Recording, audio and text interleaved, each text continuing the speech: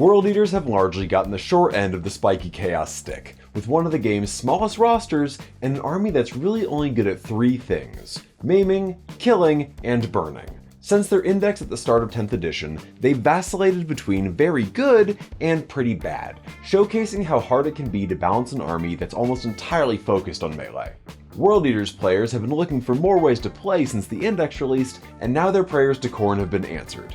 I'm average number of skulls haver Campbell McLaughlin, and today we're reviewing Codex World Eaters. Before we charge in, we'd like to thank Games Workshop for providing us with a preview copy of the Codex. If you'd like to give us a blessing that even Khorne would be proud of, why not hit that subscribe button? It's free and no one can stop you. Lastly, you can head on over to Goonhammer.com for a written companion to this video, with sample lists and more.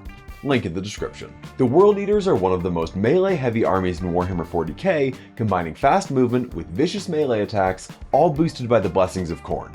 A bunch of army-wide blessings that increase the movement and damage output of your models' melee attacks. As far as fast-moving melee marines go, if the Emperor's Children are a scalpel, the World Eaters are a sledgehammer. They're no slouches in ranged combat either. They traded accuracy for more shots, taking the Orky approach, which transforms them from being entirely a melee army to an army that can shoot pretty well and set up for a devastating go turn. Here's 5 things you gotta know. Base speed. Your units are fast, in some ways, faster than the Emperor's Children. Remember in the index how you could get an extra 2 inches of movement as a blessing of Khorne? Well, that's gone, but they just added it to almost every unit's datasheet. So Berserkers move 8 inches now, Terminators move 7, and even Hellbrutes move 9. Shooting is better. While most units in the book saw their ballistic skill go down, their guns usually gained rapid fire. This means that your guys tend to be less accurate, but often shoot twice as many shots, and some units just straight up got better at shooting as a result. The twin las cannons on your Land Raider? It's hitting on 4s, but it's rapid fire too. And I'm no mathemagician, but it turns out that 4 shots at 4 up is better than 2 shots at 3 up. Datasheet changes. Every single datasheet changed. Most of them, especially Terminators, Vehicles, and Lords on their Juggernauts, improved substantially. Berserkers are also a little better, even if it was more of a side grade. Some, like the 8-bound and Exalted 8-bound, well, we'll get to them. Amazing detachments. Even if you don't like the datasheet changes, these detachments are straight fire. They've got solid detachment rules, great enhancements, and great stratagems to boot. Demons. As with the Emperor's Children and Death Guard, this book has datasheets for Khorne demons. In a shocking twist, the detachment for them is actually good enough that you might use it. Army rules. World Eaters have 2 army rules: Blessings of Khorne and Pact of Blood. Blessings of Khorne. This is the same as before. If your army is World Eaters, then at the start of the battle round, you roll 8d6 and the results you get determine what effects you can use to improve your entire army. What you can get depends on what you roll, and when you use these results, they're spent, and they can't be used to buy another effect. These have changed from the index quite a bit, with 3 options getting swapped out. If you use any double, you can get Unbridled Bloodlust and reroll your charges. A pair of 2-ups gets you Rage Field Invigoration, which lets you pile in and consolidate 6 inches instead of 3. Great for getting those big squads of Berserkers into combat. Double 3-ups gets you Total Carnage. Each time one of your models dies, they can fight on death on a 4-up. Double 4-up or any triple can be traded for Martial Excellence, which gives your units sustained hits 1 on their melee attacks. Double 5-up or triple 2-up is Warp Blades. Your units have lethal hits on their melee attacks. A double 6-up or a triple 3-up is Decapitating Strikes. When your units make a melee attack against an infantry unit, they gain devastating wounds. You can select any 2 of these each time you make your blessings roll, and they stay active until the end of the battle round.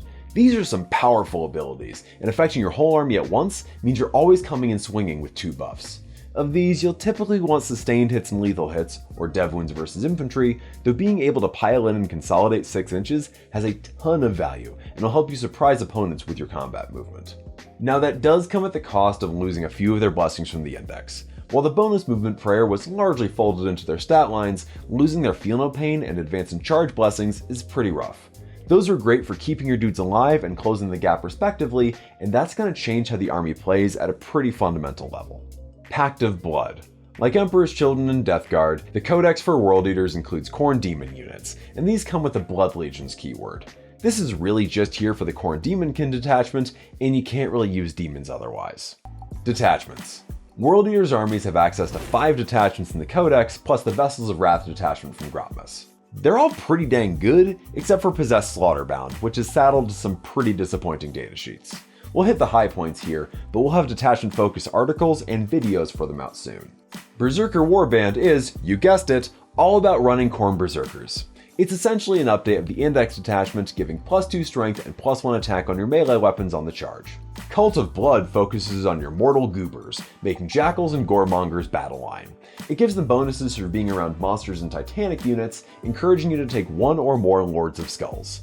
The goobers yearn for the Skulldozer. Khorne Demonkin, aside from giving me flashbacks to 7th edition, is your Demon Soup detachment, letting you spend half your points on demon units. Killing units earns you Blood Tithe points, which you can spend on powerful effects that last for the entire game. Possessed Slaughterband focuses on your 8-bound units, giving them the ability to make a Blood Surge move when they lose a model in your opponent's shooting phase. The problem is that it's only once per unit, once per phase, and only d6 inches, and 8-bound are kinda crummy at time of writing. We'll get to Khorne's Fail Sons later.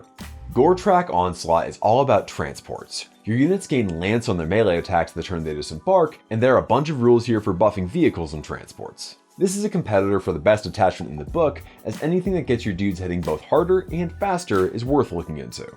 Vessels of Wrath, the Grotmist attachment, is also still here, letting you automatically grant a 3rd Blessing of Khorne to up to 3 units in your army. We already went over how these blessings have changed, but they're still great. A new codex ideally means new units, and we have 2. First up is the Slaughterbound, a possessed Chaos Lord who is pretty much just an 8-bound and a Chaos Lord duct taped together. He's basically got 6 swings with the Power Fist and the Chaos Lord's once per game Super Saiyan ability, gaining 3 attacks and devastating wounds for a single fight phase. He does bring back a single dead model to his unit in each command phase, but just between you and me, I'd rather keep my dudes alive than count on them dying and coming back. He doesn't hit that hard for a supposed Lord of Carnage, and the 8-bound units he joins ain't too great this go around either.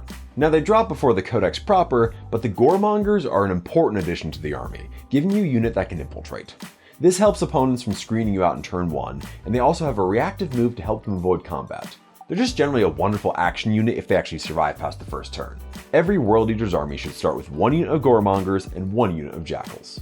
Now every datasheet here got a pretty substantial change, but our time on this earth is limited, and the longer I spend telling you how much the Blood Mulcher Skull Chewer's strength went up or down by 1, the less time you get to spend with your loved ones. Instead, we're going to play to the strengths of the guy yelling at a camera format, and give you the 5 biggest upsides and 3 biggest downsides of these updated datasheets.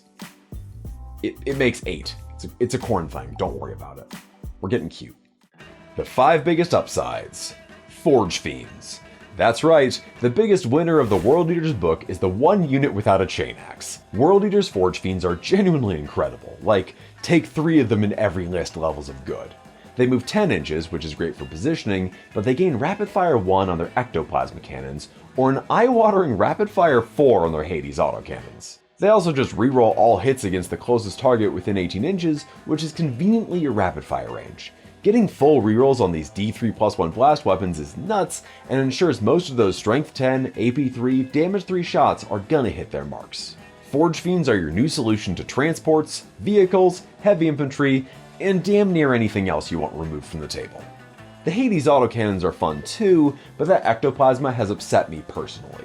Mauler Fiends get in on the fiendish fun too, going to 12-inch movement and gaining 2 additional attacks in their fists, plus a new ability.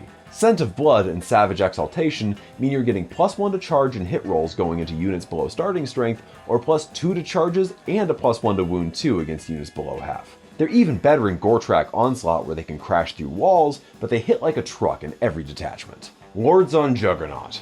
Our favorite Juggy boy lost his movement rerolls in the Bloody Stampede rule, but gained some incredible rules in exchange.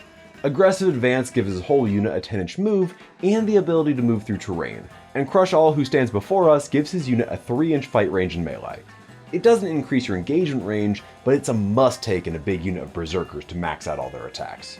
You should also Windmill Slam him into any Khorne Demonkin list, where you can let your Blood Crushers Kool-Aid Man through as many walls as they'd like. Hellbrutes. These stupid little murder boxes are uniquely positioned to take advantage of basically every upside this book's got. They move 9 inches and get more attacks on either of their melee weapons, with even more if they double up, plus a rare rapid fire D3 on their plasma cannon. If that's not good enough, they still have their Frenzy rule, letting them shoot or fight whenever they're the target of the same. Take that out-of-phase shooting, combine that with the ability to pile in and consolidate 6 inches through Blessings of Khorne, and you suddenly have a hugely threatening little dude that'll require some careful play to work around. Chaos Spawn. Look, I know what you're thinking. What are these wads of bubblegum and tentacles doing in the best units list? Well, this is where I gotta remind you that there's more to 40k than just throwing your dudes into the meat grinder. World Eater's Chaos Spawn are a great utility unit, moving 10 inches, scouting another 8, and rocking both advance and charge and a wild d6+4 attacks. They're great as cheap action units, forward objective holders, or just as a nuisance for your opponent's screens or shooting units. And now for the 3 biggest downsides. First up is Angron. Unlike most of his sons, Angron didn't get any boost to his stats. While he gains devastating wounds on his attacks, they all lost strength and AP, and his Wrathful Presence ability is not only something you roll for instead of just choosing, but it got markedly worse on top of that.